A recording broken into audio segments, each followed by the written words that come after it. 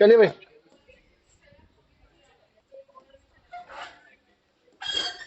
देखिए जी।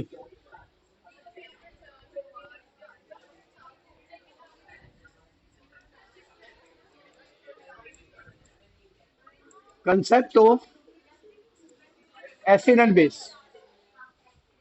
देखिए, ये सेम कंसेप्ट ट्वेल्थ में भी जाएगा, तो इसको ढंग से भी समझ के चलना और इस बात को ध्यान में लेकर चलना। मुझको किसी को ये ना करना पड़े कि बात ना हो। इनको समझा दो बच्चों को, इनको मना कर दे, बेटा ये दोबारा ना कहूं कि बात ना हो। ध्यान रखना इस बात को। चलिए भाई, देखिए, टॉपिक है concept of acid and base.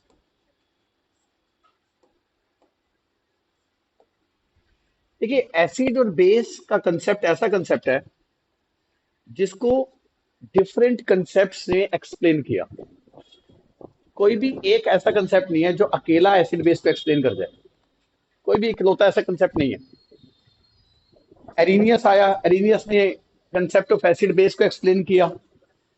फिर एरिनियस में कुछ कमियां आई। फिर एरिनियस के बाद ब्रोंस्टिड आया। ब्रोंस्टिड ने एसिड बेस के कंसेप्ट को एक्सप्लेन किया। फिर ब्रोंस्टिड के कंसेप्ट में कुछ कमियां आई। फिर लुइस आया। फिर लुइस ने एसिड बेस के कंसेप्ट को एक्सप्लेन किया। फिर उसमें भी कुछ कमियां आई। यानी कि आप एसिड बेस का जब कंसेप्ट पढ़ते हैं तो आप एरिनियस कंसेप्ट पढ़ते हैं, आप ब्रोंस्टिड एंड लॉरी कंसेप्ट पढ़ते हैं, आप लुइस कंसेप्ट पढ़ते हैं।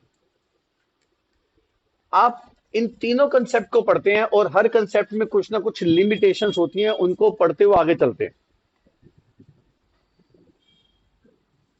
पर एसिड बेस का कंसेप्ट ऐसा कंसेप्ट है जिसको आज तक कोई 100% अकेला एक्सप्लेन नहीं कर पाया।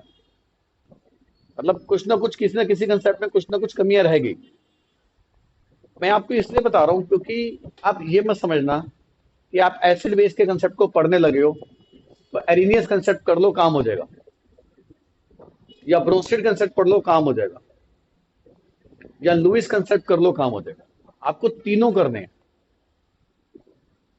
इससे पहले आप एसिड और बेस को पढ़ते थे तो कहा जाता था कि ये एसिड होते हैं, ये बेस होते हैं। आज के बाद नहीं। आज के बाद हम एसिड बेस को ऐसे पढ़ेंगे, ये एरिनियस के हिसाब से एसिड है, ये ब्रोंस्टिड एसिड है, ये ब्रोंस्टिड बेस है, ये लुइस एसिड है, ये लुइस बेस है। क्योंकि जो लुइस के हिसाब से बेस है, हो सकता है ब्रोंस्टिड के हिसाब से बेस ना हो। जो ब्रोंस्टिड के हिसाब से एसिड है, हो सकता है लुइस के हिसाब से एसिड ना हो सकता हो भी। तो आपको हर कंसेप्ट के नाम से एसिड और बेस को आज से याद करना है। और हर कंसेप्ट में कोई ना कोई लिमिटेशन आएंगी। पर ये कतई नहीं कह सकते कि वो बढ़िया, वो अच्छा, वो अच्छा, वो बेकार है। सब में कुछ ना कुछ अच्छाइयां, सब में कुछ ना कुछ लिमिटेशन है। शुरू करते हैं एरिनियस कंसेप्ट से।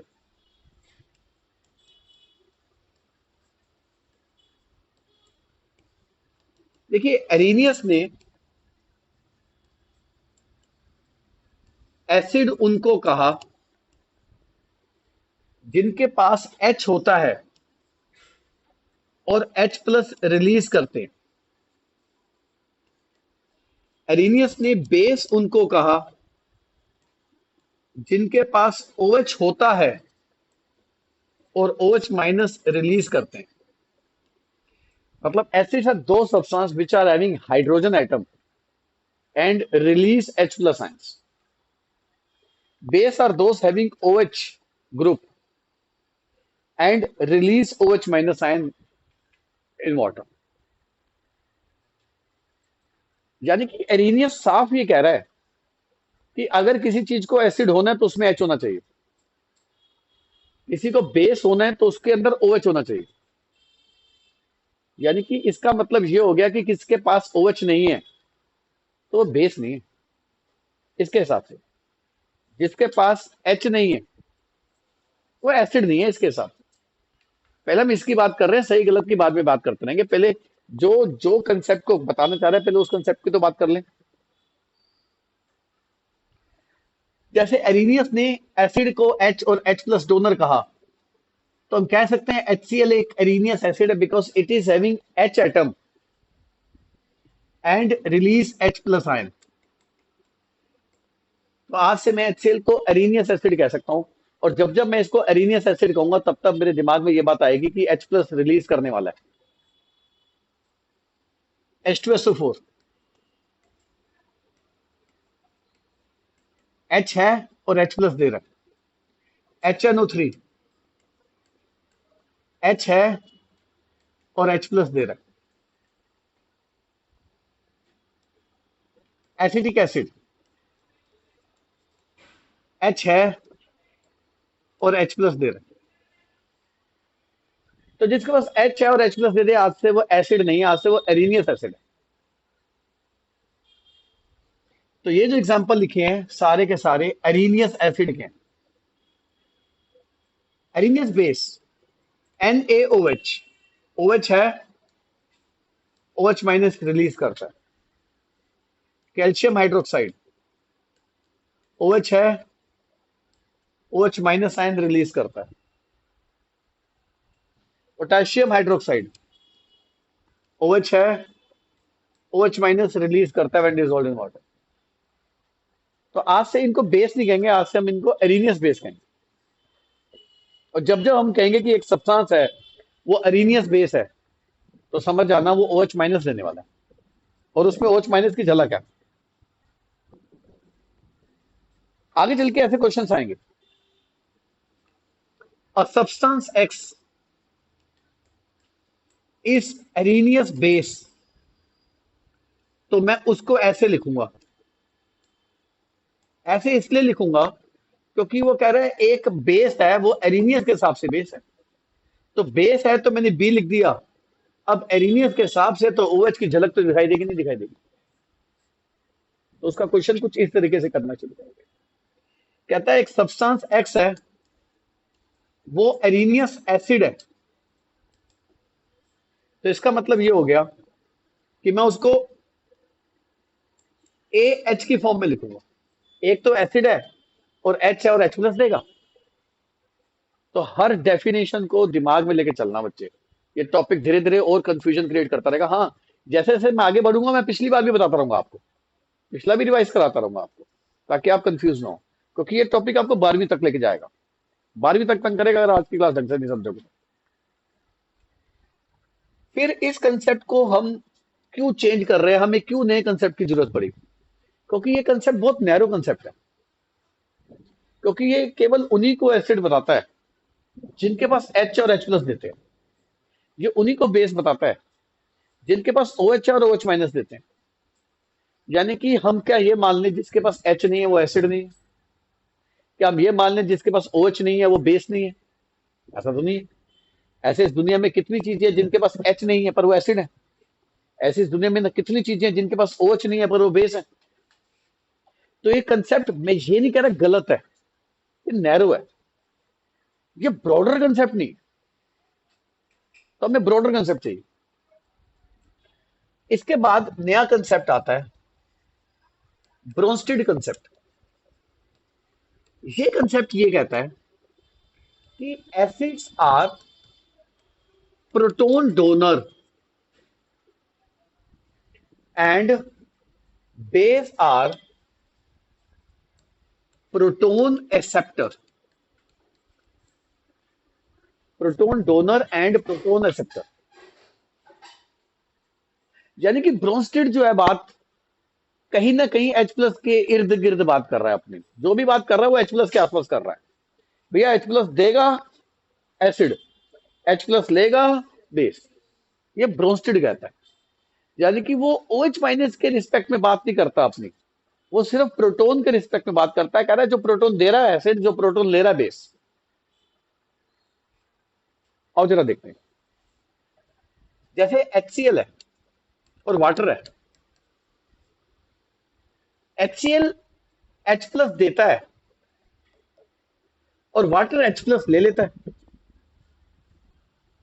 तो HCl हो गया एसिड क्योंकि ये प्रोटॉन डोनर हो गया। वाटर हो गया बेस क्योंकि वो H प्लस एक्सेप्टर हो गया। तो आज से मैं HCl को एसिड नहीं कहूंगा, फिर मैं कहूंगा ये एक ब्रोंस्टेड एसिड है, और मैं कहूंगा ये एक ब्रोंस्टेड बेस है। जब जब मैं कहूंगा ये ब्रोंस्टेड बेस है, तब तब मेरे दिमाग में बात आएगी कि अच्छा ये H+ लेने वाला है। जब जब मैं कहूंगा ये ब्रोंस्टेड एसिड है, तब तक मेरे दिमाग में बात आएगी अच्छा ये H+ देने वाला है। अच्छा, देखते हैं क्या होगा जब ये H+ दे देगा। ध्यान से देखना, जब ये H+ दे देगा तो ये Cl- बना देगा। ऑब्वियस है, जब किसी में से पॉजिटिव निकल जाता है वो नेगेटिव हो जाता है, और H+ इसके अंदर समा जाएगा। जब H+ इसके अंदर समा जाएगा तो ये बन जाएगा H3O+। इतनी तो लॉजिक आपको आती होगी बच्चों। H+ के अंदर H2O मिल जाएगा, H3 हो जाएंगे, और न्यूट्रल में प्लस मिल जाएगा तो +1 हो जाएगा। लॉजिक समझा है? तो HCl is a Bronsted acid and water is a Bronsted base. और एक और एग्जांपल लेते हैं, एसिटिक एसिड लेते हैं। एसिटिक एसिड H+ देता है, वाटर H+ लेता है, तो एसिटिक एसिड हो गया ब्रोस्टेड एसिड, वाटर हो गया ब्रोस्टेड बेस। जरा देखते हैं क्या बनाएगा। अभी बता रहा हूं इस एरो का मतलब। H+ इसके अंदर समा जाएगा तो ये क्या बना देगा, और H+ ये रिलीज कर देगा तो ये एसीटेट आयन बना देगा। अब ये इक्विलिब्रियम का साइन क्यों आया वो बता देता हूं, क्योंकि अब इस पूरे चैप्टर में यही चलेगा। क्योंकि अब ये चैप्टर बदल रहा है केमिकल इक्विलिब्रियम से आयनिक इक्विलिब्रियम। मतलब अब हम इक्विलिब्रियम में वो चीज पढ़ने वाले हैं जिसके अंदर आयंस इन्वॉल्व होंगे। ये आयंस इन्वॉल्व होंगे इस चैप्टर के अंदर, इक्विलिब्रियम के अंदर। तो आयनिक इक्विलिब्रियम चैप्टर शुरू हो चुका हमारा। अब ये इक्विलिब्रियम इसलिए क्योंकि जो एसिडिक एसिड होता है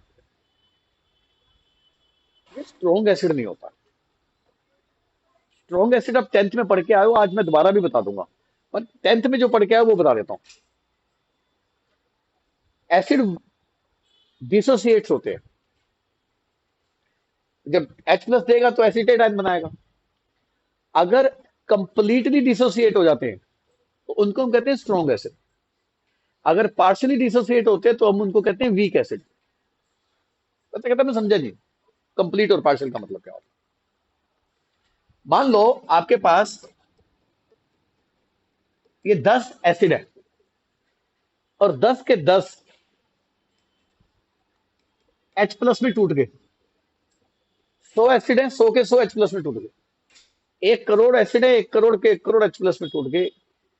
1 ट्रिलियन एसिड है, 1 ट्रिलियन के ट्रिलियन H+ में टूट गए। जितने थे उतने टूट गए, स्ट्रॉन्ग एसिड। वीक वो होते हैं जो पार्शियल डिसोसिएशन करते हैं, जो कहते हैं जाएंगे टूटेंगे पर पूरे नहीं टूटेंगे। 10 में से 2 टूट गए, 8 कहते हैं हम नहीं टूट रहे। 100 में से 5 टूट गए, 95 कहते हैं हम नहीं टूट रहे। 1000 में से 70 टूट गए, 930 कह रहे हैं हम नहीं टूट रहे। तो जब एक एसिड पार्शियल डिसोसिएशन करेगा वो वीक एसिड की कैटेगरी में आ जाएगा। फॉर एग्जाम्पल मैं आपको होमवर्क दूं, सारे बच्चे होमवर्क करके लाए। स्ट्रॉन्ग क्लास है, 50 में से 15 करके लाए, वीक क्लास है। 50 में से 10 करके आए, बहुत वीक क्लास है। 50 में से 3 करके आए, बेहद वीक क्लास है। यानी कि एक एसिड कितना टूटेगा वो उसकी ताकत को तय करेगा। अगर कंप्लीटली टूट गया तो स्ट्रॉन्ग है। स्ट्रॉन्ग स्ट्रॉन्ग ही होता है, स्ट्रॉन्ग में नहीं होता कि थोड़ा स्ट्रॉन्ग है पूरा स्ट्रॉन्ग है। ध्यान रखना, ये बात आगे चल के आएगी, ये 12th में भी आएगी बात। स्ट्रॉन्ग पूरा स्ट्रॉन्ग होगा, 100 में से 100 ही टूटेगा, 1 करोड़ में 1 करोड़ टूटेगा, 1 बिलियन में 1 बिलियन टूटेगा, 1 मोल में 1 मोल टूटेगा, 10 मोल में 10 मोल टूटेगा। स्ट्रॉन्ग नहीं बचता, वीक अधूरा टूटता है। वीक 100 में से 10 भी टूट सकता है, वीक 100 में से 20 भी टूट सकता है, वीक 100 में से 30 भी टूट सकता है, वीक 100 में से 5 भी टूट सकता है। यानी कि वीक में कैटेगरी हो जाएगी कि ये वीक उससे स्ट्रॉन्ग है, वीक उससे वीक है। स्ट्रॉन्ग स्ट्रॉन्ग होता है, ध्यान रखना इस बात पे। लॉजिक समझ आ रहा है? पर आप स्ट्रॉन्ग एसिड और वीक एसिड में अगर आपको पता लगाना हो ना, मैंने 10th में भी बच्चों को बताया था, दोबारा भी बता देता हूं। जिस एसिड में कार्बन दिख गया जिस एसिड में कार्बन दिख गया वीक है वो, जरा देखते हैं, कार्बन है वीक ही होगा, और जो वीक होगा वो कुछ टूटेगा कुछ नहीं टूटेगा, कुछ टूटेगा कुछ नहीं टूटेगा, तो इक्विलिब्रियम नहीं बनेगा, तो इक्विलिब्रियम का साइन लगाएंगे आज के बाद। पर HCl एक स्ट्रॉन्ग एसिड है, इनऑर्गेनिक एसिड है, हमारी सबके स्टमक में है एसिड ये, जो डाइजेशन में हेल्प करता है, आपने 10th क्लास में पढ़ा होगा। ये स्ट्रॉन्ग है, यानी कि अगर इसके एक्स मोल है तो एक्स के एक्स H प्लस में टूट जाएंगे, ये नहीं बचेगा। यानी कि गलत फहमी में मत रहना, आपके किसी के स्टमक में HCl नहीं है, आप सबके स्टमक में Cl माइनस और हाइड्रोनियम आयन है, HCl नहीं है, क्योंकि सारा का सारा HCl तो टूटा हुआ है। किसमें टूटा हुआ है? H प्लस और Cl माइनस में। आप इसको H प्लस कहें या H3O प्लस कहें, फर्क नहीं पड़ता, ध्यान रखना, एक ही बात। अब जैसे आपको इसके अंदर कार्बन दिख रहा है तो वीक है, अगर वीक है तो यह वाटर के साथ इक्विलिब्रियम का एरो बनाएगा, H प्लस इसमें समा जाएगा, यह बना देगा Cl माइनस और वाटर बना देगा हाइड्रोनियम आयन। जरा बैकवर्ड रिएक्शन को देखते हैं। क्यों बैकवर्ड रिएक्शन को देखते हैं? इक्विलिब्रियम में एक केमिकल इक्विलिब्रियम जब पढ़ा रहा था तो एक कैरेक्टरिस्टिक आई थी, equilibrium can achieve from either side, यानी कि ये एसिटेट भी वापस आ सकता है। आप जरा एसिटेट जब वापस आएगा तो जरा उसकी भूमिका देखिए, वो क्या करके वापस आएगा। एसिटेट जब वापस आएगा तो एसिटेट को वापस आने के लिए H प्लस चाहिए, H प्लस खा के वापस आएगा, और H प्लस खाने वाले बेस होते हैं, तो एसिटेट एक ब्रोंस्टेड क्या हो गया, और H3O प्लस H प्लस दे के वाटर बनाएगा, तो ये एसिड हो गया। तो अगर आपने एक बात को ध्यान दिया हो तो आपको समझ में आ ही चुका होगा, जो यहां एसिड था वो वहां बेस है, जो यहां बेस था वो वहां एसिड है। इनको कहते हैं कंजुगेट पेयर्स, इनको कहते हैं कंजुगेट पेयर्स। यानी कि मैं कह सकता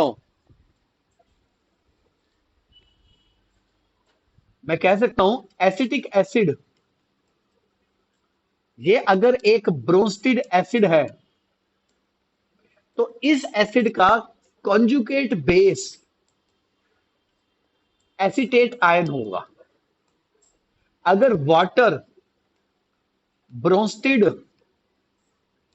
बेस है तो H3O प्लस कंजुगेट एसिड होगा। मैं कंजुगेट एसिड द्वारा बताऊंगा आपको क्या होते हैं, अभी आप फर्दर टाइमिंग समझ लो, मैं दोबारा बताऊंगा, चिंता मत करना।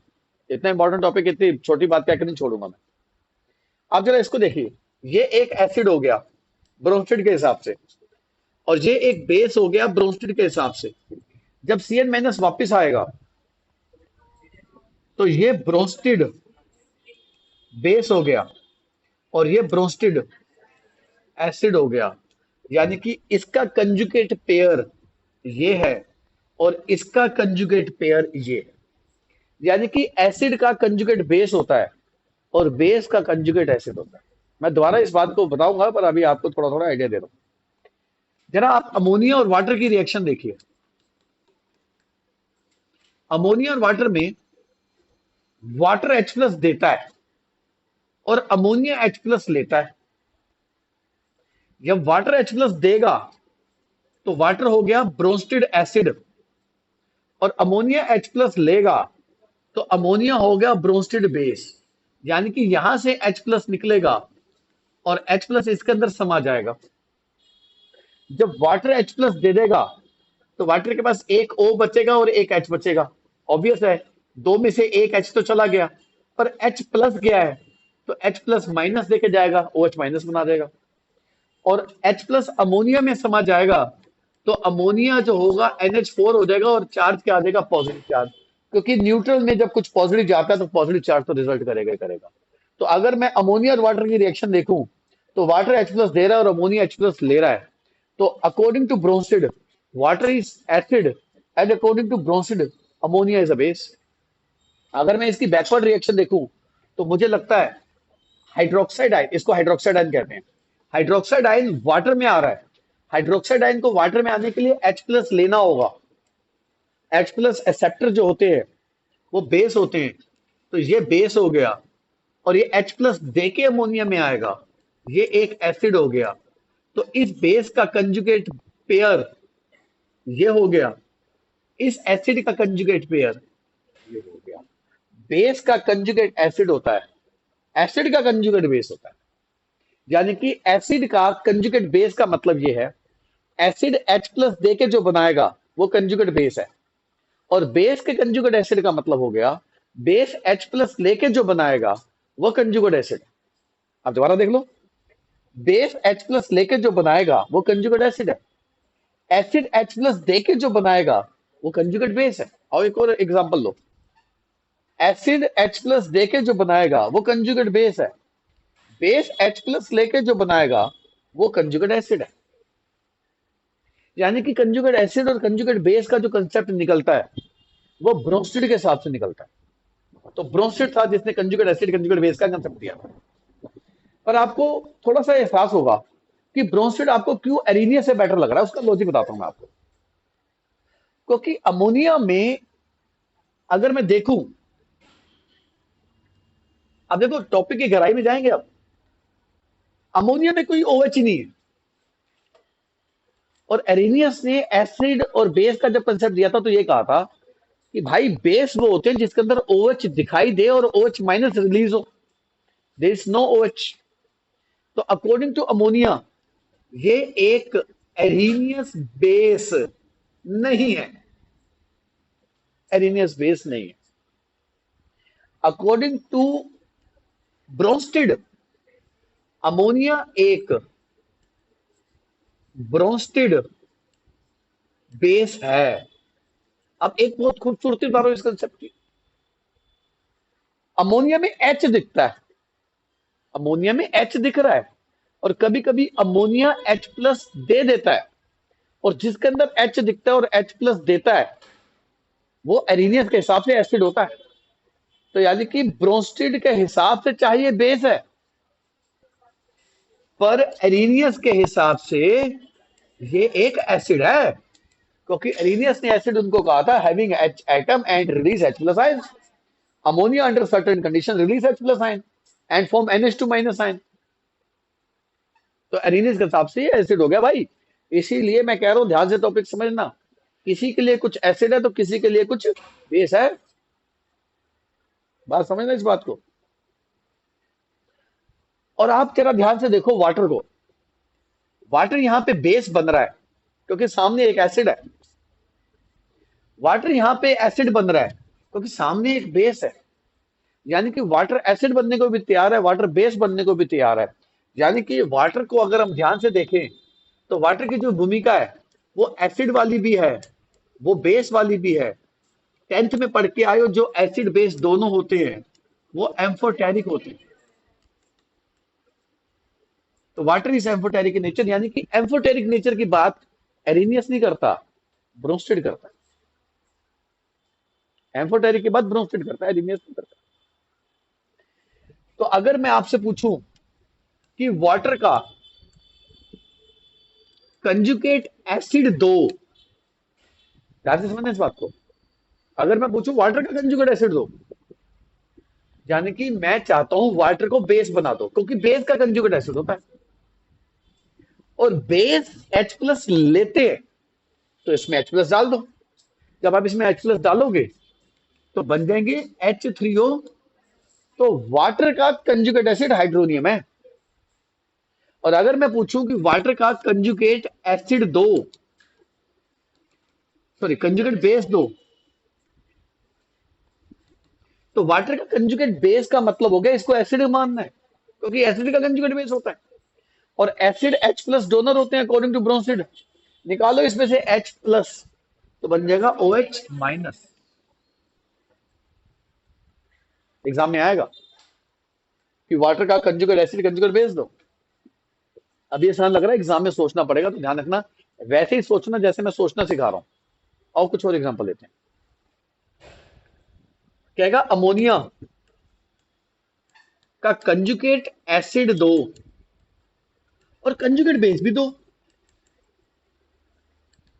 यानी कि अमोनिया का कंजुगेट एसिड मतलब इसको बेस मानो, बेस मानोगे तो इसमें H प्लस डालो, H प्लस डालोगे तो बन जाएगा N के पास 4 H और चार्ज पॉजिटिव।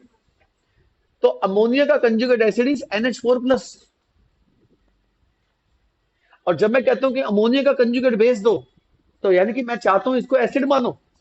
एसिड मानोगे तो इसमें से H+ निकाल दो, इसमें से H और प्लस निकाल दोगे तो NH2-, ध्यान रखना प्लस निकलेगा तो माइनस देकर जाएगा। यानी कि अमोनिया का भी कंजुगेट एसिड कंजुगेट बेस होता है। इसका ये मतलब हो गया कि अमोनिया भी ब्रोंस्टिड के हिसाब से एम्फोटेरिक है। यानी कि जो मैं पीछे लिखता हूं, ध्यान से समझना इस बात को, मैं पीछे लिखता हूं अमोनिया ब्रोंस्टिड के हिसाब से बेस भी है और अमोनिया ब्रोंस्टिड के हिसाब से एसिड भी है। यानी कि अकॉर्डिंग टू ब्रोंस्टिड अमोनिया एम्फोटेरिक है। अकॉर्डिंग टू अरीनियस अमोनिया सिर्फ एसिड है। क्योंकि अरीनियस एसिड किनको कहता है भैया, एच होना चाहिए, H+ दे दे। बेस उसको कहता है OH होना चाहिए, OH- दे दे। तो देखो कितनी बारीकी आ गई। एरीनियस के हिसाब से ये सिर्फ एसिड है और ब्रोंस्टिड के हिसाब से एम्फोटेरिक है। तो इस गलतफहमी मत रहना कि ये कंसेप्ट कर लेंगे काम चल जाएगा। कंसेप्ट तो सारे करने पड़ेंगे, कंसेप्ट तो सारे करने पड़ेंगे। और थोड़ी बात करते हैं। अगर मैं HSO4- की बात करूं, नहीं सल्फ्यूरिक एसिड नहीं है। अगर मैं HSO4- की बात करूं, तो अगर टीचर कहे कि इसका कंजुगेट एसिड दो, कंजुगेट एसिड दो, इसको बेस मानेंगे। बेस मानेंगे तो इसमें H+ डालेंगे, H और प्लस डालेंगे तो H दो हो जाएंगे, प्लस डालेंगे तो -0 हो जाएगा, तो बन जाएगा सल्फ्यूरिक एसिड। और अगर कहे इसका कंजुगेट बेस दो, इसका कंजुगेट बेस दो, तो इसको एसिड मानेंगे। एसिड मानेंगे तो इसमें से H और प्लस निकालेंगे। H और प्लस निकालोगे तो माइनस बनाओगे, माइनस ऑलरेडी है तो -1 नहीं, माइनस फिर 2 हो जाएंगे, जिसको 2- भी लिख सकते हो। तो इसका मतलब हो गया HSO4- भी एम्फोटेरिक है। अमोनिया जिसका कंजुगेट एसिड कंजुगेट बेस दोनों बनते हैं वो एम्फोटेरिक हो गया आज के बाद। और जरा और बात करते हैं। H2PO4-, इसका कंजुगेट एसिड निकालते हैं तो इसको बेस मानेंगे। बेस मानेंगे तो H+ डालेंगे, H+ डालेंगे तो H3PO4 फॉस्फोरिक एसिड बनेगा। कंजुगेट बेस मानेंगे तो इसको एसिड मानना पड़ेगा। एसिड मानना पड़ेगा तो H भी निकालना है और प्लस भी निकालना है, तो बन जाएगा HPO4। एक माइनस था, एक माइनस और हो जाएगा। पर अगर टीचर लिख दे HPO4 2- का कंजुगेट एसिड दो या कंजुगेट बेस दो, और जरा देखते हैं। कंजुगेट एसिड मतलब बेस, बेस मतलब H+ डालो, H+ डालो मतलब एक H डाल दो और एक प्लस डाल दो। एक H डाल दोगे तो H2 हो जाएंगे, प्लस डाल दोगे तो -2 से -1 रह जाएगा। कंजुगेट बेस मतलब एसिड मानो, एसिड मानो मतलब H+ निकालो, H+ निकालोगे तो एक H तो निकलेगा ही निकलेगा और माइनस एक और बढ़ जाएगा, तो बन जाएगा PO4। समझ आगे बात, क्लियर है बात। कंजुगेट एसिड कंजुगेट बेस का कंसेप्ट क्लियर। जिसके दोनों होते हैं वो क्या हो गया आज के बाद, एम्फोटेरिक। और एम्फोटेरिक की बात कौन करता है, ब्रोस्टेड। क्लियर है बात, आगे बढ़ते हैं। पर अगर मैं एरीनियस की बात देखूं, वो भी नैरो कंसेप्ट लगता है, वो H और OH के आसपास घूमता है। ब्रोस्टेड की बात देखूं, वो भी नैरो कंसेप्ट लगता है, वो H+ डोनर और H+ एक्सेप्टर की बात करता है। ये बात लुइस देख रहा है और कह रहा है यार किसी ना किसी में तो कमी है। लुइस कह रहा है क्यों ना मैं ऐसी बात करूं जो सब पे एप्लीकेबल हो जाए। दूसरों की कमियां देख के अपनी सही बात रखना बड़ा आसान होता है। लुइस ये वही कर रहा है, देख रहा है वो कि दूसरों में कमी है, कहता है मैं अपनी बात रखता हूँ। लुइस कहता है कि यार H सब में हो नहीं सकता, OH- भी सब में हो नहीं सकता, पर इलेक्ट्रॉन का लेन देन तो सब करेंगे क्योंकि इलेक्ट्रॉन सब में कॉमन होते हैं। तो लुइस ने सोचा क्यों ना मैं अपनी बात इलेक्ट्रॉन के टर्म में करूं। इसीलिए लुइस कंसेप्ट ऑफ एसिड और बेस को इलेक्ट्रॉनिक कंसेप्ट भी कहा गया, electronic concept of acid and base भी कहा गया। देखते हैं जी ये क्या कहता है। लुइस एसिड उनको कहता है जो इलेक्ट्रॉन के पेयर को एक्सेप्ट कर ले। लुईस बेस उनको कहता है जो इलेक्ट्रॉन के पेयर को डोनेट कर दे, यानी कि इलेक्ट्रॉन पेयर डोनर बेस हैं, इलेक्ट्रॉन पेयर एक्सेप्टर एसिड है। तो आज के बाद ध्यान रखना इस बात को, अगर कोई भी चीज आज के बाद इलेक्ट्रॉन का पेयर ले रही है, वो आप एसिड नहीं बोलेंगे, लुईस एसिड बोलेंगे। कोई अगर इलेक्ट्रॉन का पेयर दे रही है, आप उसको बेस नहीं बोलेंगे, आप उसे लुईस बेस बोलेंगे। आज से एसिड और बेस को उसके कंसेप्ट के हिसाब से बोलेंगे। तो आपके पास एक कंसेप्ट 2 साल तक जिंदा रहेगा, नहीं तो इस क्लास से बाहर निकलते कंसेप्ट खत्म है। एसिड को एसिड नहीं, बेस को बेस नहीं, कंसेप्ट के नाम से याद रखेंगे आज। मैं आपको बहुत खूबसूरत एक बात बताता हूँ, शायद आप मेरी बात की गहराई को समझेंगे कि सर सही कह रहे हैं। 12th क्लास में क्वेश्चन है,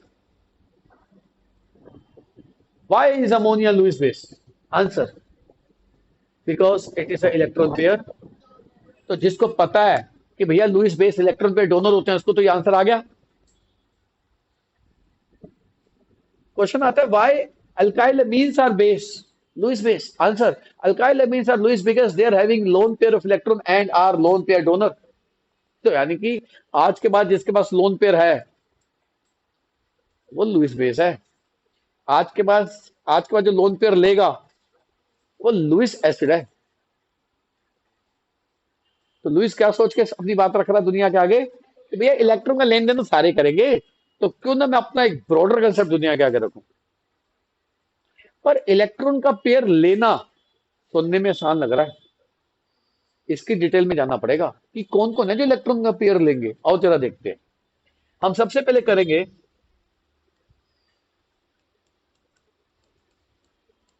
कैरेक्टरिस्टिक्स ऑफ लुईस एसिड। मतलब लुईस एसिड में क्या ऐसी बात है जो दिखाई दे और हम कह दें लुईस एसिड है? सबसे पहली बात, presence of electron deficient central atom. यानी कि अगर किसी मॉलिक्यूल में सेंट्रल एटम इलेक्ट्रॉन की कमी है, देखो जी ऑक्टेट रूल आप पढ़ के आए हो कि सभी 8 इलेक्ट्रॉन चाहते हैं। तो अगर किसी भी एटम के पास, मॉलिक्यूल के अंदर सेंट्रल एटम के पास इलेक्ट्रॉन की कमी है, 8 की बजाय 6 इलेक्ट्रॉन है, आप सोचो जिसके पास 8 की जगह 6 इलेक्ट्रॉन है वो तो चाहेगा ना 2 कोई दे दे। 4 इलेक्ट्रॉन है वो तो चाहेगा ना 4 कोई दे दे। अब कोई जो इलेक्ट्रॉन की चाहत रखेगा वो लुईस के हिसाब से फिर एसिड कहलाएगा। तो सबसे पहली कैरेक्टरिस्टिक हमें क्या दिखती है? Presence of electron deficient central atom. और जरा कुछ एग्जांपल देखते हैं। BCl3, BCl3 में बोरोन के पास 3 Cl है। 3 Cl का मतलब हो गया 3 बॉन्ड, 3 बॉन्ड का मतलब हो गया 6 इलेक्ट्रॉन, क्योंकि सारी दुनिया जानती है कि एक बॉन्ड में 2 इलेक्ट्रॉन होते हैं। 6 इलेक्ट्रॉन का मतलब हो गया 2 की कमी। जब 2 की कमी होगी तो 2 इलेक्ट्रॉन का भूखा है ये, और जो 2 इलेक्ट्रॉन का भूखा है पेयर 2 का होता है। तो ये एक लोन पेयर, इलेक्ट्रॉन के पेयर का एक्सेप्टर हो गया। तो यहां पे बोरोन क्या हो गया? इलेक्ट्रॉन डेफिशिएंट हो गया, इसीलिए लुईस एसिड हो गया। तो आप खूबसूरती देखो इस कंसेप्ट की। क्या इसमें एच है? नहीं। क्या H प्लस के लेन देन की बात कर रहा है? नहीं। क्या प्रोटोन डोनर प्रोटोन एक्सेप्टर की बात कर रहा है? नहीं। सीधी सी बात है, 2 इलेक्ट्रॉन की कमी है इसलिए लुईस एसिड है। तो ये कंसेप्ट मात्र H प्लस और OH माइनस की कहानी को बयान नहीं करता। 2 इलेक्ट्रॉन की कमी तो लुईस एसिड हो गया। तो आज से हम BCl3 को एसिड नहीं कहेंगे, लुईस एसिड कहेंगे।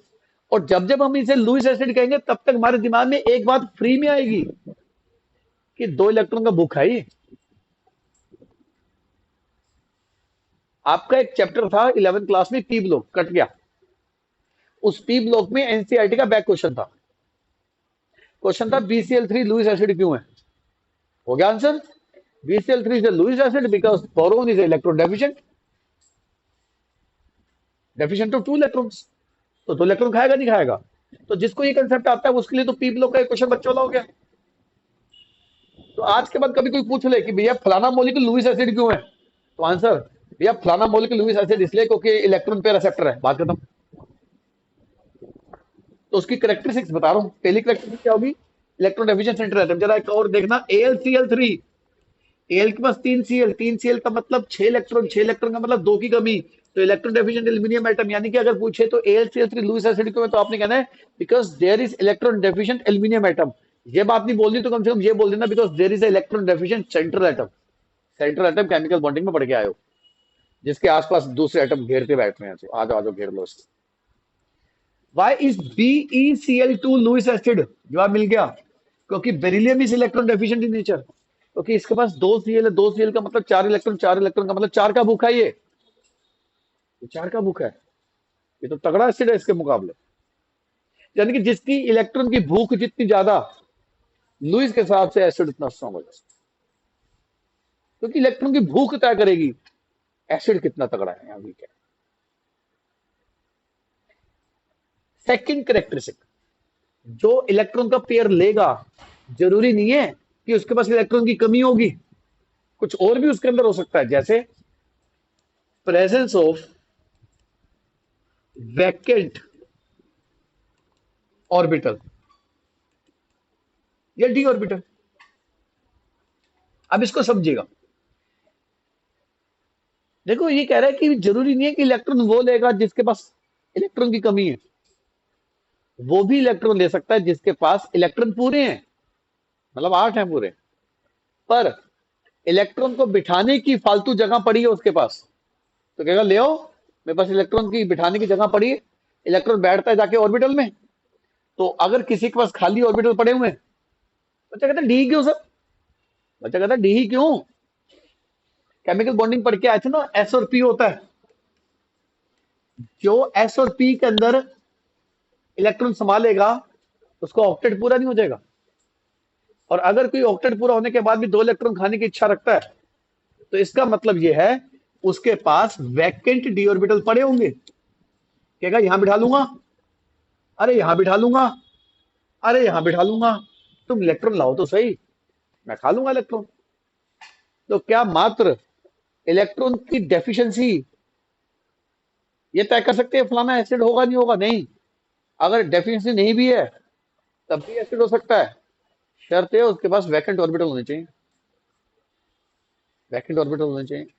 और जरा देखते हैं silicon tetrachloride, silicon tetrachloride, silicon tetrachloride में सिलिकॉन के पास 4 Cl है, 4 Cl का मतलब 8 इलेक्ट्रॉन, 8 का मतलब फिर तो इलेक्ट्रॉन लेना नहीं चाहिए इसको। सिलिकॉन के पास वैकेंट डी ऑर्बिटल पड़े होते हैं, कहता ले आओ 2 इलेक्ट्रॉन बिठा लूंगा मैं, कहता ले आओ। आज भी तो मैंने फालतू बच्चे बिठा लिए, मेरे को पता था चेयर खाली है बिठा लूंगा बच्चे को मैं, अगर मेरे पास चेयर ना खाली होती तो मैं मना कर देता भैया मत आना। तो अगर मैं बच्चों को फालतू बिठाने की इच्छा शक्ति रखता हूं तो उसका एक ही वजह है, क्योंकि मेरे पास जगह खाली है, जिस दिन जगह भर जाएगी मैं कह दूंगा मत आना भाई। तो सिलिकॉन टेट्राक्लोराइड लुईस एसिड क्यों है? Because having vacant d orbital in silicon atom. तो presence of vacant d orbital किसके अंदर? In central atom, central atom के अंदर भाई। आओ और जरा देखते हैं, देखो बड़ा इंटरेस्टिंग केस है ये, टॉपिक की गहराई समझ में आएगी कि गहराई तक जाने से कितना टॉपिक आसान लगता है।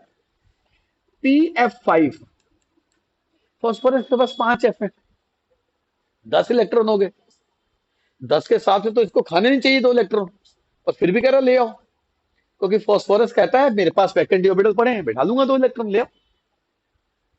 अब देखो SF6 सोच भी नहीं सकता कि 2 इलेक्ट्रॉन खा लेगा, ये 12 इलेक्ट्रॉन है सल्फर के पास, पर सल्फर के पास क्या खाली पड़े हुए हैं? डी ऑर्बिटल, कह रहा ले आओ बिठा लूंगा मैं, लेके तो आओ तुम। इलेक्ट्रॉन पेयर लेगा तो एसिड है, एसिड नहीं है, लुईस एसिड है। जरा फैसला करते हैं, PbCl4 लुईस एसिड होगा नहीं होगा? बिल्कुल होगा। Pb के पास 4Cl 8 इलेक्ट्रॉन पर वैकेंट डी ऑर्बिटल है, बन जाएगा एसिड, बन जाएगा acid.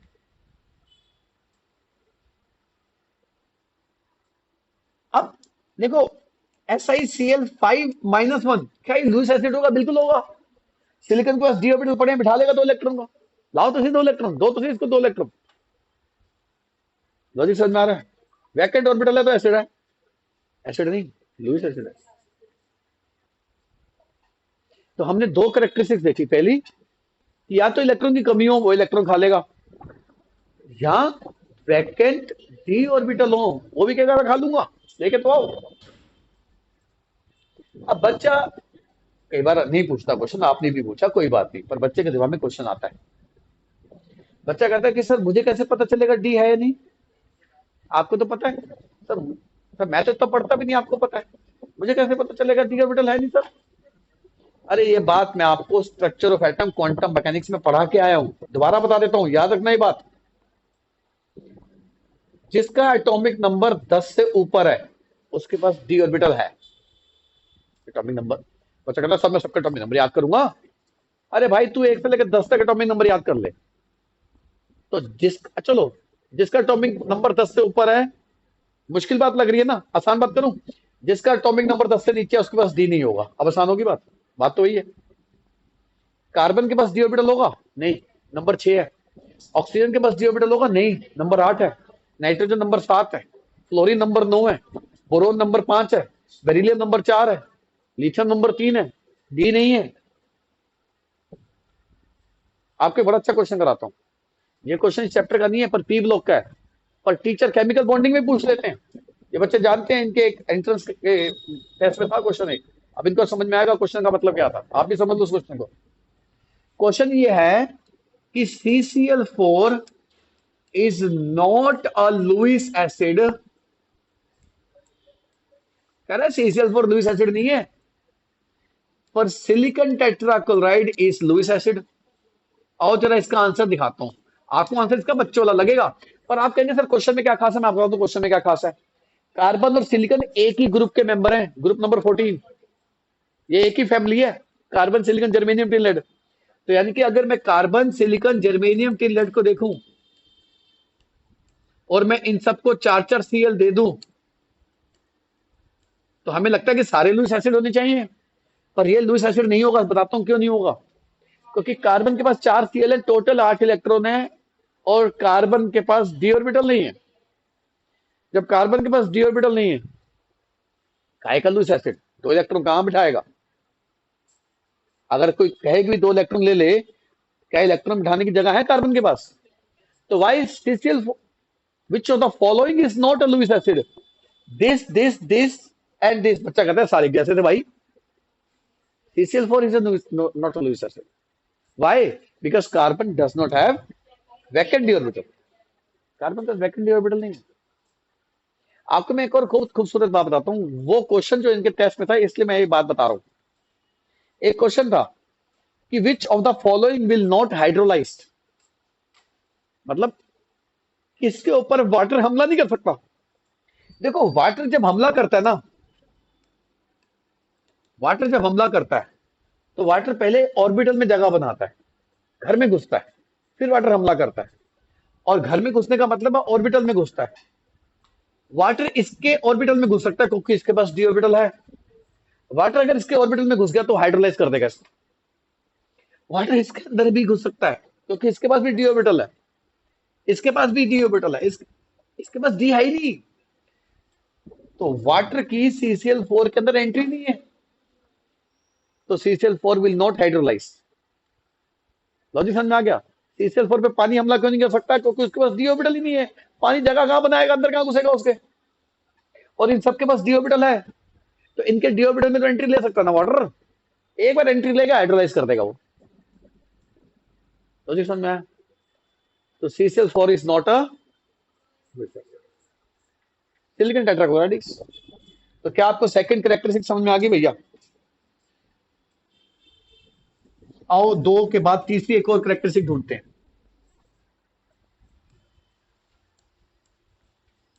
Presence of positive charge species. Positive charge होना चाहिए। अरे पॉजिटिव का मतलब ही है इलेक्ट्रॉन की कमी। तो जिसके पास इलेक्ट्रॉन की कमी है तो इलेक्ट्रॉन तो मांगेगा ना, यानी कि H+। यानी कि ध्यान से देखना कितना खूबसूरत एग्जांपल है, Cl+। CH3 plus. बच्चा कहता है Cl प्लस भी होता है? हाँ होता है भाई, वेट कर ले, करा दूंगा Cl प्लस कैसे होता है। Fe2 plus, CO3 plus. अरे जिसके पास आज के बाद पॉजिटिव चार्ज, एसिड नहीं लुईस एसिड, क्योंकि इलेक्ट्रॉन लेगा वो, क्योंकि पॉजिटिव चार्ज आते ही तब है जब किसी से इलेक्ट्रॉन छीन लिए जाए। तो जिससे इलेक्ट्रॉन छीनने जाएंगे वो इलेक्ट्रॉन ले भी तो लेगा जब जरूरत पड़ेगी तो। चौथी characteristic, presence of multiple bond. बच्चा कहता है सर ये लाइन नहीं समझा मैं, मल्टीपल बॉन्ड। मल्टीपल बॉन्ड का मतलब होता है more than one bond. More than one bond का मतलब होता है डबल या ट्रिपल बॉन्ड। तो जब एटम के अंदर सिंगल बॉन्ड के अलावा डबल बॉन्ड आ जाएगा तो मल्टीपल बॉन्ड, ट्रिपल आ जाएगा ये मल्टीपल बॉन्ड। तो डबल या ट्रिपल बॉन्ड है तो वो लुईस के हिसाब से क्या हो सकता है? आओ बताता हूँ कैसे हो सकता है। यहाँ पे बहुत खूबसूरत एग्जांपल है कार्बन डाइऑक्साइड का। कार्बन डाइऑक्साइड के अंदर कार्बन के साथ यहाँ भी डबल बॉन्ड है, यहाँ भी डबल बॉन्ड है, यानी कि कार्बन के पास मल्टीपल बॉन्ड है। और जहां मल्टीपल बॉन्ड होगा तो वहां पर सिग्मा के साथ साथ पाई भी जन्म लेगा, क्योंकि पाई का जन्म तब भी हो जाता है जब वो एक एक्स्ट्रा बॉन्ड को बना लेता है। Single bond is sigma, double bond is one sigma one pi, triple bond is one sigma two pi. तो जब कार्बन डाइऑक्साइड बनेगा, कार्बन डाइऑक्साइड में दो पाई होंगे। अब कार्बन और ऑक्सीजन में इलेक्ट्रोनेगेटिव ताकतवर एलिमेंट तो ऑक्सीजन है। तो जब ऑक्सीजन इलेक्ट्रोनेगेटिव है तो ऑक्सीजन पाई इलेक्ट्रॉन को खींचेगा, क्योंकि कमजोर की फितरत होती है ताकतवर की तरफ खींचे चले जाने की, और ताकतवर की फितरत होती है कमजोर को अपनी तरफ खींच लेने की। ऑक्सीजन एक ताकतवर एलिमेंट है, इलेक्ट्रोनेगेटिव एलिमेंट है। पाई इलेक्ट्रॉन एक वीक बॉन्ड है, तो पाई इलेक्ट्रॉन किसकी तरफ खिसक जाएगा? ऑक्सीजन की तरफ। जब इधर से ऑक्सीजन पाई को खींच लेगा, जब इधर से ऑक्सीजन पाई को खींच लेगा तो कार्बन के पास कमी हो जाएगी किसकी? Electron deficiency. और जब इलेक्ट्रॉन डेफिशिएंसी हो जाएगी तो कार्बन आवाज लगाएगा भाई दो इलेक्ट्रॉन लाओ। जब कोई दो इलेक्ट्रॉन लाएगा तो कार्बन किसका भूखा हो गया? इलेक्ट्रॉन के पेयर का। जो इलेक्ट्रॉन के पेयर का भूखा होता है वो लुईस एसिड होता है।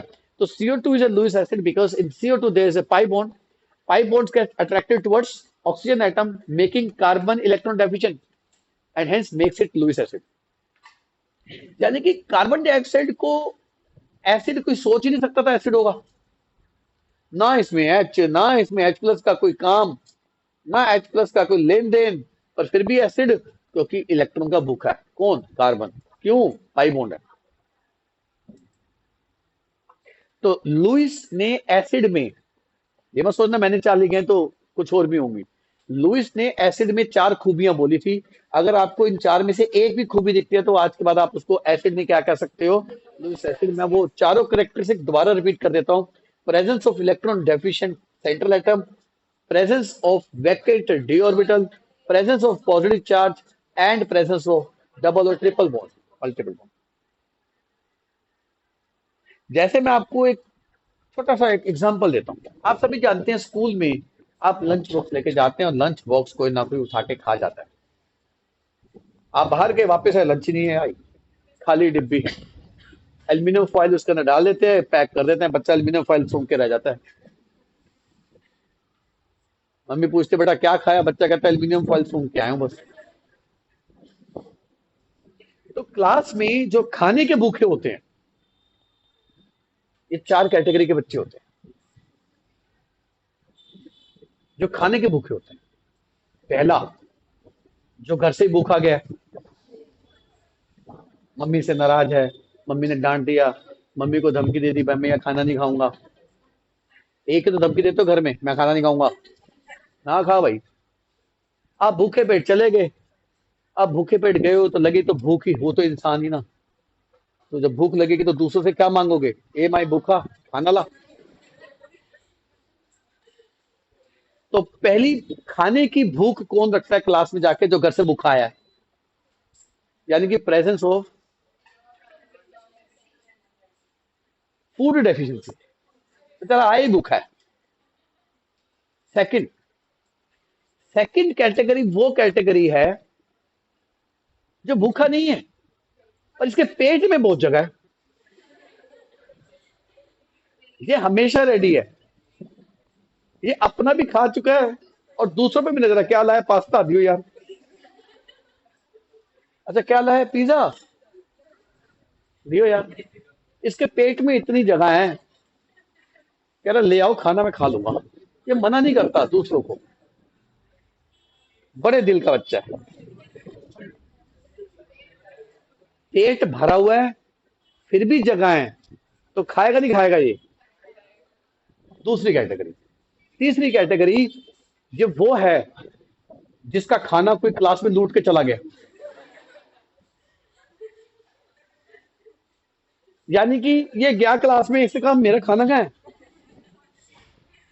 अब जब इसका खाना कोई लूट गया तो दूसरों से खाना मांगेगा नहीं मांगेगा, थोड़ा दे दे यार, मैं खाना दे, मेरा कोई खा गया यार, भूख लगी है।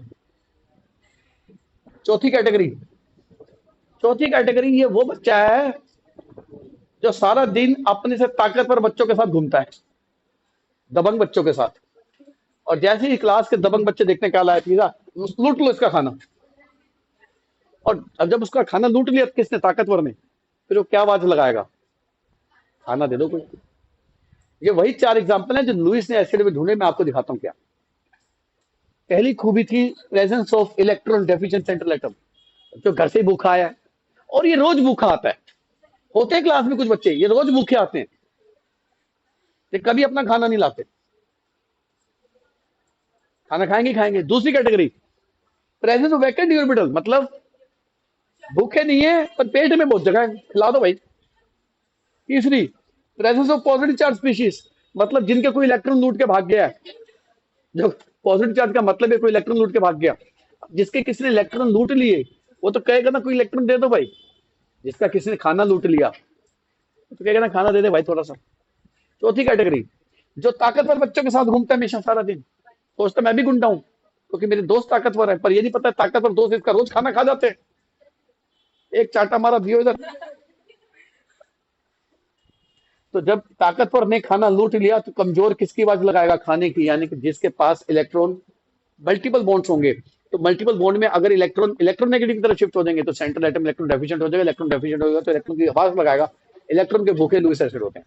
चार characteristics, presence of electron deficient central atom, second characteristic presence of vacant d orbital in central atom, second, third is positive charge species and the fourth is presence of multiple bond. ये चार खूबियां Lewis ने बताई acid के अंदर। फिर बच्चा कहता है कि सर मैं कुछ कुछ समझ रहा हूं। मैंने कहा क्या समझ रहा है तू? बच्चा कहता है कि सर फिर बेस में भी चार खूबियां बताई होंगी। इतना आसान होता तो फिर लुईस आप ना बन जाओ। लुईस बेस किनको कहता है, आ जाओ। लुईस बेस की सबसे पहली कैरेक्टरिस्टिक, अच्छा लुईस ने बेस किनको कहा था, जो लोन पेयर देते हैं। अरे भाई लोन पेयर वही देगा ना जिसके पास लोन पेयर होगा। तो लो जी पहली खूबी तो मिल गई, presence of lone pair on central atom, presence of lone pair on central atom. Lone pair होगा तो लोन पेयर देगा। आओ दिखाता हूं। वाटर, जरा ध्यान से देखना, बड़ा खूबसूरत एग्जांपल है। वाटर में ओ के पास दो लोन पेयर होते हैं, केमिकल बॉन्डिंग पढ़ के आए, लोन पेयर बॉन्ड पर निकालने आते हैं आपको। तो वाटर के पास दो लोन पेयर है, दे देगा।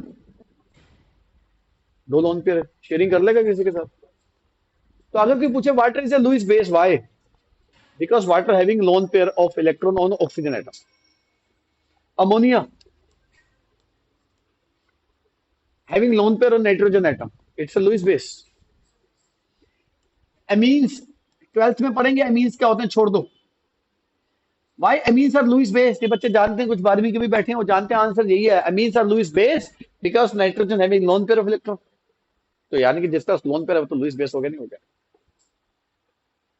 तो लोन पेयर है तो लुईस बेस। जैसे एल्कोहल, आप 10th क्लास में एल्कोहल पढ़ के आए हो, OH छोड़ दो पढ़ाएंगे, O के पास लोन पेयर है। तो why are alcohol Lewis base? Because alcohols having lone pair of electron on oxygen atom, which makes them Lewis base. Ether, ether आप पढ़ेंगे, टेंशन मत लेना। लोन पेयर, तो आज के बाद जिसके पास लोन पेयर वो क्या हो गया भाई? आसान सी बात है। Second, presence of negative charge species, जैसे OH minus, Cl minus, Br, CH3 minus. जिसके पास माइनस, Cl माइनस, जिसके पास माइनस, माइनस का मतलब ही लोन पेयर लेके माइनस बना होगा, और लोन पेयर है तो लोन पेयर देगा, लोन पेयर देगा तो लुईस बेस कहलाएगा। तो लुईस एसिड में 4 करेक्टरिस्टिक्स बताई थी, बेस में सिर्फ 2। बेस में सिर्फ 2। अब आप में से कई बच्चों को फीलिंग आ रही होगी सर लुईस मुझको ना बढ़िया लग रहा है सबसे, अंदर से फीलिंग आ रही होगी, गलत फहमी में हो, क्योंकि लुईस वो गड़बड़ कर गया जो उसको पता ही नहीं था मैं क्या कर रहा हूँ भाई। मैं आपको दिखाता हूँ लुईस की गड़बड़ी क्या है। सारी दुनिया जानती है वाटर एक एम्फोटेरिक है, सारी दुनिया जानती है वाटर एसिड भी है, वाटर बेस भी है, वाटर लोन प्रोटोन एक्सेप्टर भी है, वाटर प्रोटोन डोनर भी है। आप जानते हैं लुईस ने क्या गड़बड़ कर दी? अकॉर्डिंग टू लुईस वाटर सिर्फ बेस है, वाटर लुईस एसिड नहीं है बच्चों। मैं बताता हूं क्यों नहीं है। यानी कि लुईस के हिसाब से वाटर एम्फोटेरिक नहीं है। कितनी बड़ी गलती कर गया लुईस, आपको बताता हूं क्यों। लुईस ने बेस किनको कहा था? जिनके पास लोन पेयर होते हैं, वाटर के पास लोन पेयर है। लुईस ने एसिड की 4 खूबियां बताई थी, और दोबारा से रिवाइज कराता हूं, एक भी खूबी वाटर में नहीं है। पहली खूबी, इलेक्ट्रॉन की कमी होनी चाहिए, ओ का ऑक्टेट पूरा भाई, 4 इधर से 4 इधर से, ओ का ऑक्टेट पूरा है। दूसरी, वैकेंट ऑर्बिटल होने चाहिए, डी ऑर्बिटल, ओ के पास डी ऑर्बिटल होता है, नंबर ही इसका 8 है, वो भी खत्म। पॉजिटिव चार्ज इसमें कुछ है ही नहीं, वो भी खत्म। पाई बॉन्ड ये बनाता नहीं, दोनों ही सिग्मा है, वो भी खत्म। यानी कि वाटर में लुईस एसिड की कोई कैरेक्टरिस्टिक नहीं है। यानी कि लुईस के अकॉर्डिंग वाटर से बेस है, वाटर एसिड नहीं है, वाटर एम्फोटेरिक नहीं है। तो अकॉर्डिंग टू लुईस वाटर इस 4 ऑप्शन होती हैं, एसिड, बेस, एम्फोटेरिक, नन। तो बच्चा एम्फोटेरिक करके आता है, पर एक्चुअली वाटर लुईस के सामने तो बेस है, एम्फोटेरिक कैसे है? According to Bronsted water is amphoteric. इसलिए हर कंसेप्ट की गहराई में जाना है आपने बच्चे, तभी आप ढंग से कर पाएंगे इस टॉपिक को, नहीं तो फंस जाओगे आप इस टॉपिक। और बच्चे अब आपको थोड़ी सी मैं असलियत बताता हूं। ये देखिए बच्चों, आप सबको ये अल्कोहल दिख रहा है। अब मैं आपको पुराने कंसेप्ट रिवाइज करा रहा हूं। आप सबको अल्कोहल दिख रहा है, ओएच तो अल्कोहल होगा। एरीनियस से शुरू होते हैं, एरीनियस से। इसके पास एच होता है, एच प्लस देता है, एरीनियस एसिड। ओएच भी दिख रहा है, ओएच माइनस भी कभी कभी दे देता है, एरीनियस बेस। प्रोटोन लेता भी है, प्रोटोन देता भी है, ब्रोंसिड एसिड भी है, ब्रोंसिड। आप जरा और चेक करो, लुईस के हिसाब से सिर्फ बेस है, क्योंकि इसके पास सिर्फ क्या है, लोन पे। लुईस के हिसाब से एसिड नहीं है। तो जिन बच्चों को गलत फहमी आ रही थी ना कि यार लुईस का कंसेप्ट सबसे बढ़िया लग रहा है मुझको, वो गलत फहमी से दूर निकले। हर कंसेप्ट में कुछ ना कुछ खूबी है, और हर कंसेप्ट में कुछ को ना कुछ कमी है। शुरुआत ही मैंने इस बात से करी थी। लॉजिक क्लियर हो गया? लुईस एसिड, लुईस बेस की कैरेक्टरिस्टिक्स एग्जांपल याद कर लोगे, कुछ एनसीईआरटी के क्वेश्चंस कर लें, पक्का आएंगे एग्जाम में, मैं पहले बता दूं, गारंटी है। आओ देखते हैं।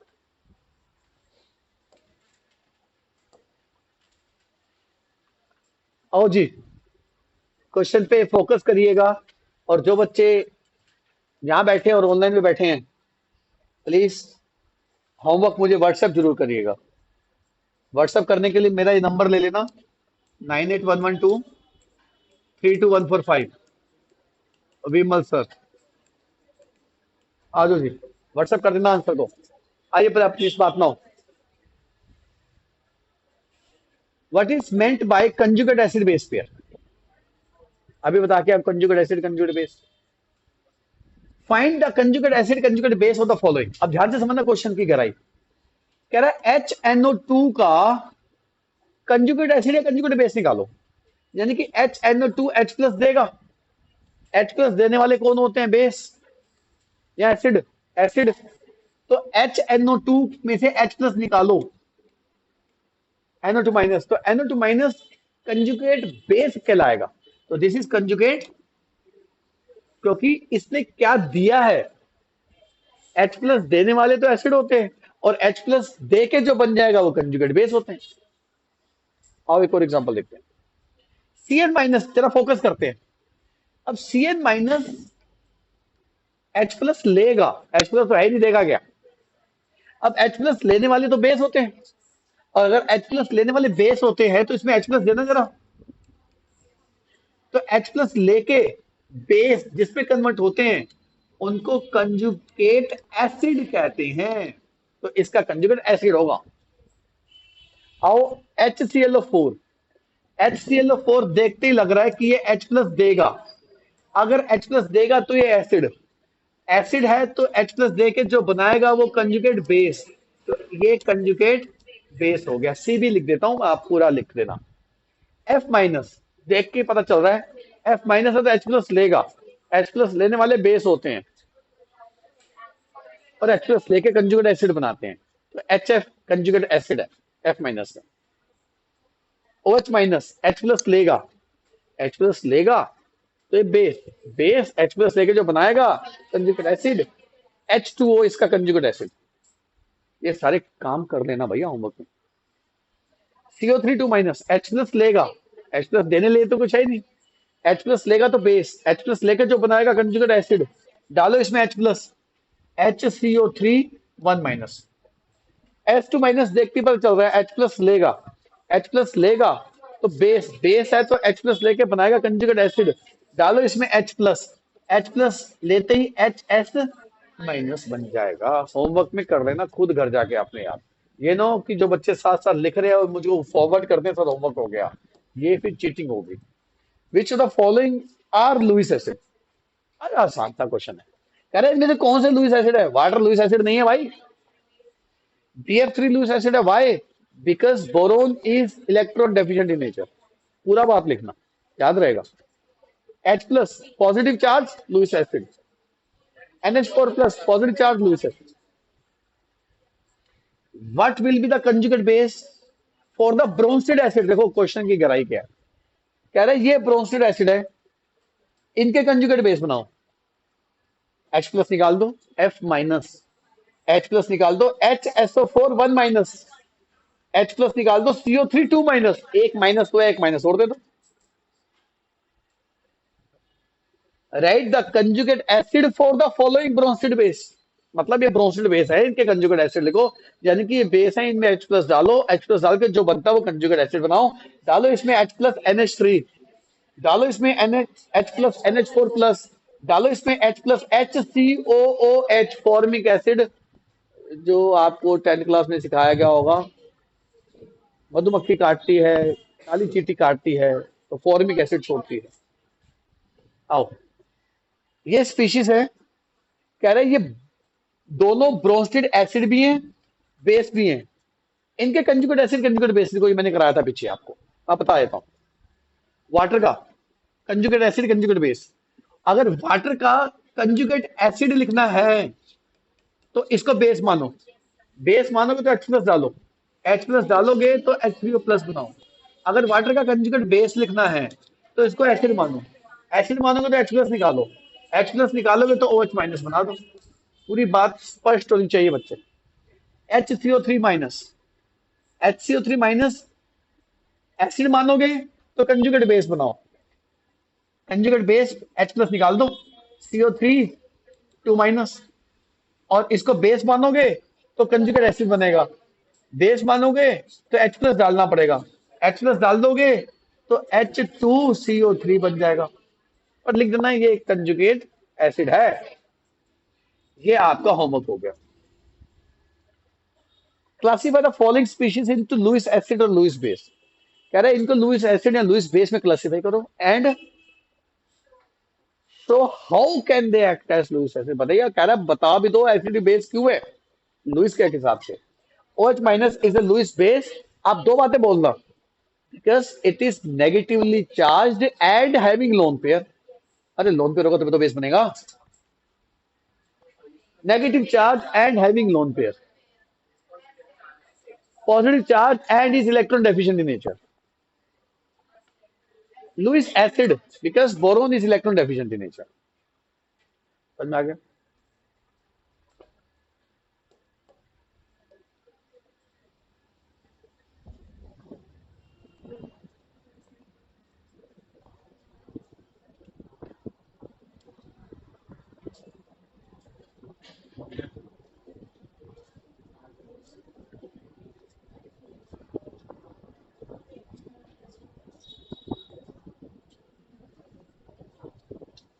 अच्छा, तो लास्ट चैप्टर प्रिंसिपल चल रहा है अभी तो। आ जाओ जी।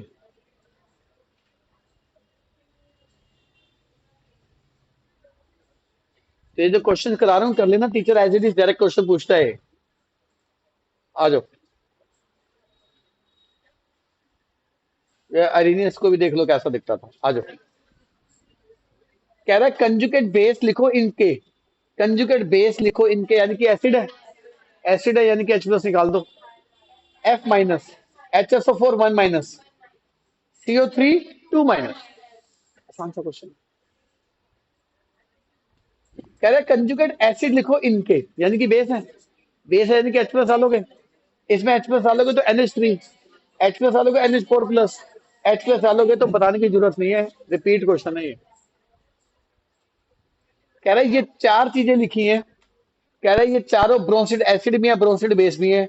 इनके कंजुगेट एसिड लिखो। अरे अभी तो करा के आया हूँ। वाटर का कंजुगेट एसिड मतलब बेस मानना है, बेस मानना मतलब H+ डालना है, H+ डाल के बन जाएगा। वाटर का कंजुगेट बेस मतलब एसिड मानना है, एसिड मानना है, H+ निकालना है, H+ निकाल के OH- बन जाएगा। बाकी आपको ट्राई कर सकते हो, पीछे करा के आया हूं मैं। और ये सारे क्वेश्चन मैंने आपको लेक्चर में भी कराए थे, क्वेश्चन की तो बात ही मत करो।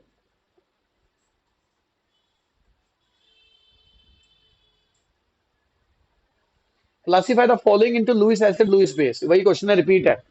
सेम क्वेश्चन एग्जांपल भी है, सेम क्वेश्चन बैक क्वेश्चन में एक्सरसाइज में भी है, कोई अंतर नहीं है। पर रीजन लिख देना भैया। यहां तक की बात समझ में आ गई? Without recording of